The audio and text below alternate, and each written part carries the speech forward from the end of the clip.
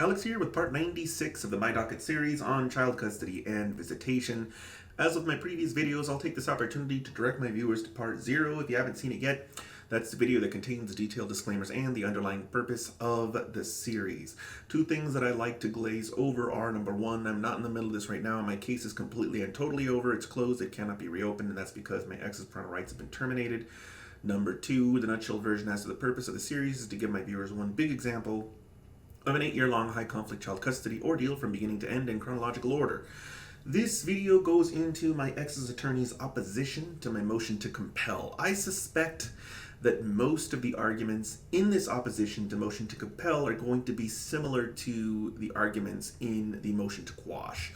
With the motion to quash, she's taking an active step to basically negate the subpoena that I have issued to West Hills Mental Health Institute, and with the opposition to motion to compel, she's basically on the defensive, trying to prevent me from forcing her to turn over more information that is similar to the information requested by subpoena.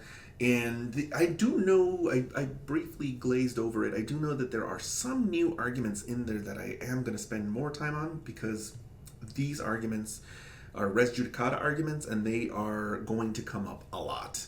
I'm surprised I haven't seen them as much yet, but I do know that these are arguments that she uses over and over again going forward, and I think it's a good idea to help my viewers understand how these arguments work, because attorneys do, I don't want to say bend the law, it's more like they just, honestly, I feel like they know the way it works, and they just try to dupe the court into applying the line correctly. I also call it inducing legal error.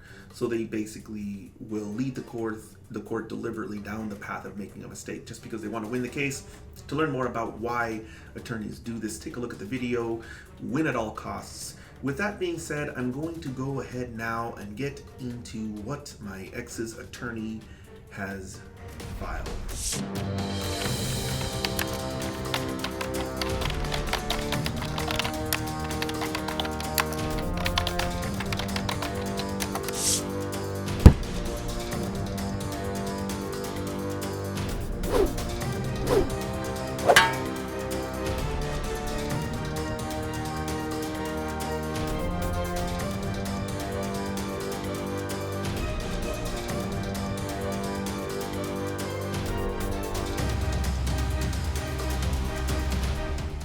Here we have my ex's attorney's opposition to motion to compel.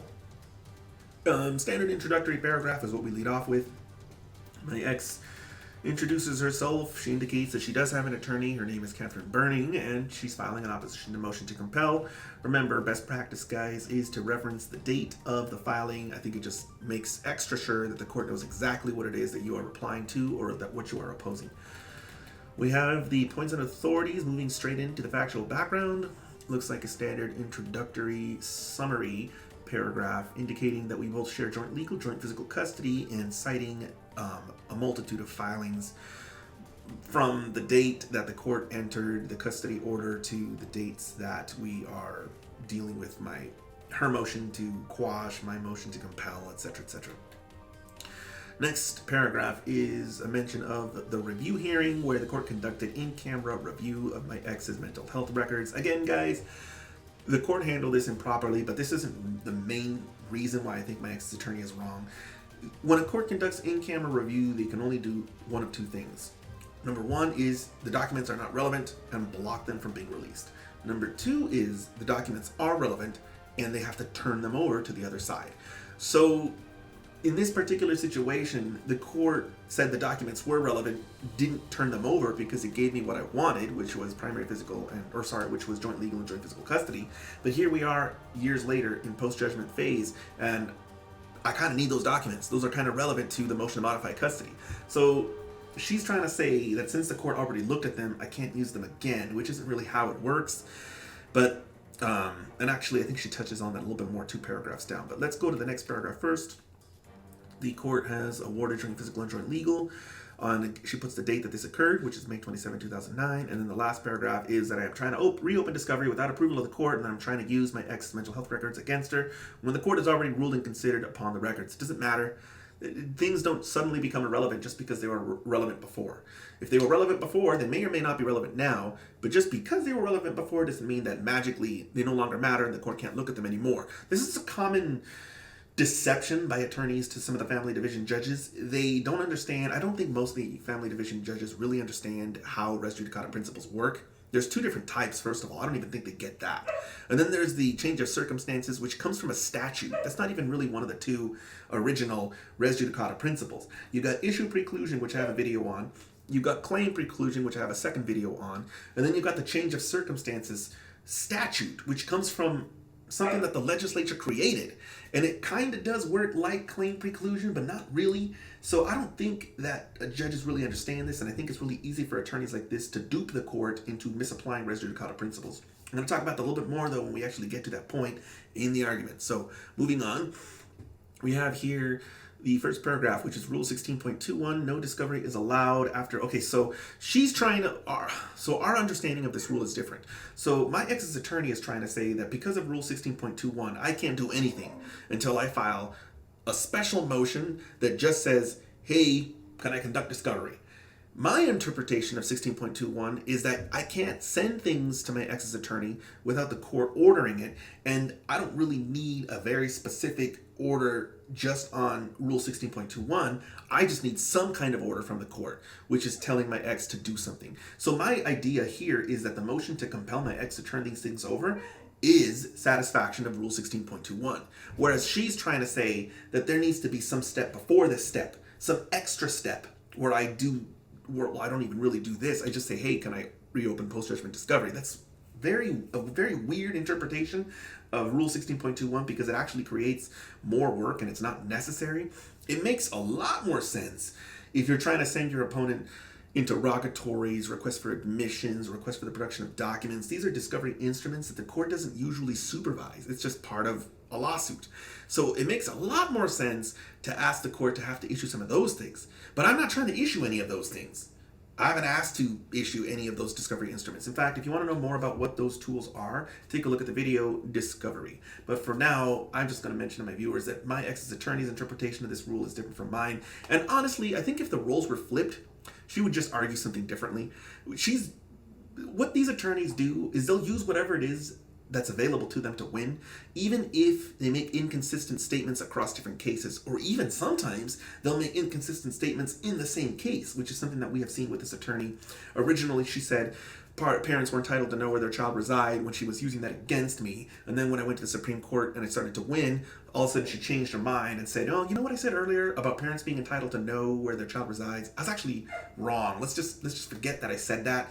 Now I think parents don't really need to know where their child resides at all. You can just hide where you guys live.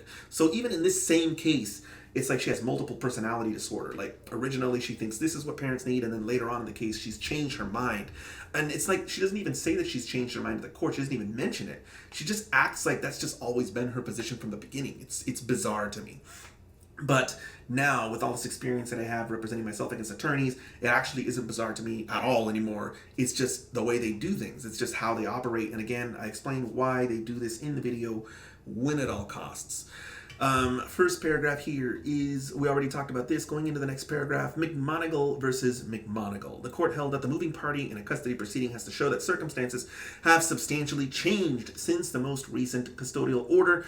Events that took place before the proceedings are inadmissible to establish a change of circumstances. Some attorneys say that this case was disapproved of, or that this case was abrogated, or that this case was changed in some way. But it really isn't. What she's doing here is she is conflating two different standards. To modify custody, you have to show two things. And this only applies when, oh my God, this doesn't even apply in this case. I forgot about this. So she's just a million miles off. Okay, how do we approach this? When a parent does have primary physical custody, then you have to apply the Ellis v. Carucci standard. And that requires dealing with two issues, two factors, two questions. The first question is a threshold question. That question requires you to show that substantial changes in the circumstances have occurred. If you can show this, you are deemed to have crossed the threshold, and then you can get to the second one, which is does modification of custody serve the best interest of the child? So what she's saying here is true if you apply it correctly. I can't use things from prior to that previous order to show a change of circumstances. But once I have shown a change of circumstances and I move on to the second prong in this analysis, now I can show all of the things from the past, because now we're to the point of showing that modification of custody is in the child's best interests. So this would all be great if one of us had primary physical custody, but we don't. We have joint physical custody. So this doesn't even apply. So she's using the change of circumstances doctrine when it doesn't even apply at all. So you don't even have to show a change of circumstances to modify custody in Nevada when nobody has primary physical custody. You just go straight into the best interest of the child analysis. If it's in the best interest of the child to modify custody, you modify custody. So she can use something else called issue preclusion, but she's not trying to do that right now, so I'm not going to go into that rabbit hole. In fact, I'm not even sure that she understands that there's a difference between issue preclusion and claim preclusion. All she does every time is regurgitate this McMonigle argument. We're going to see this over and over again from this attorney.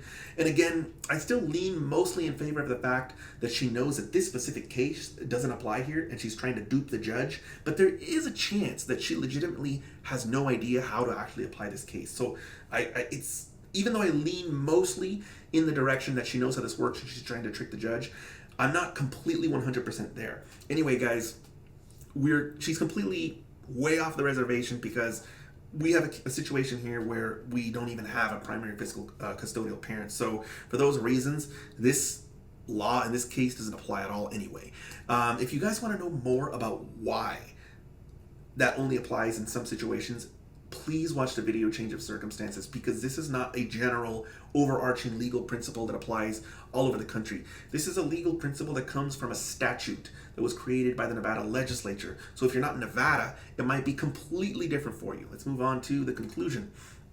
My ex respectfully request that my motion be denied because I'm attempting to use my ex's mental health records against her when the court has already ruled and considered upon the records. Oh my God, this is so reversible.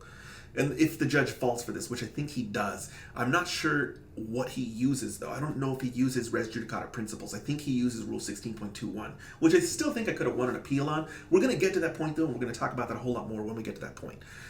So, guys, just to reiterate, earlier I was saying if, in theory, this law or this case applied, even if it applied, I would be able to get past it. I just want to sort of clarify why. Number one, the change of circumstances here is not the mental health records. The change of circumstances here is all of the problems associated with the education.